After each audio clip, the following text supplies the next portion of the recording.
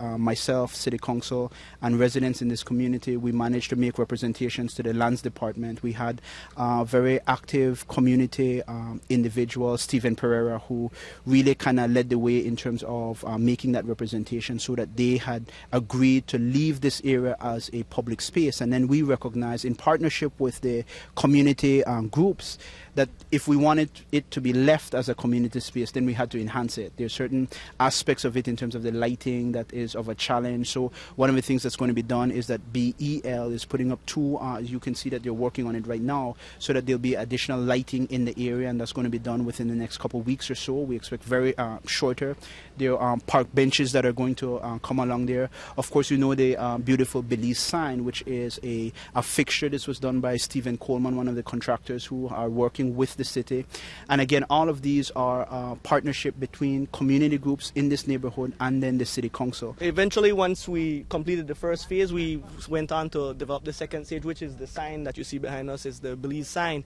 It was a tricky project. After I designed it how I wanted it to look, I contacted several of the contractors in Belize, and I finally found the gentleman by the name of Stephen Coleman that was able to pull it off.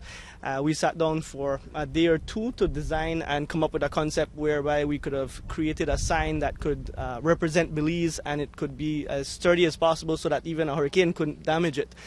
And as you can see, the sign is constructed from solid concrete. It's reinforced with steel, so the Belizean public or the tourists that comes by, they can actually interact with the sign. They can climb on it, they can sit down on it, and they can take photos with the sign as a nice souvenir to take back to their country. The larger idea is, of course, you see that we have finished Seashore Drive and we have finished Buttonwood Bay Boulevard.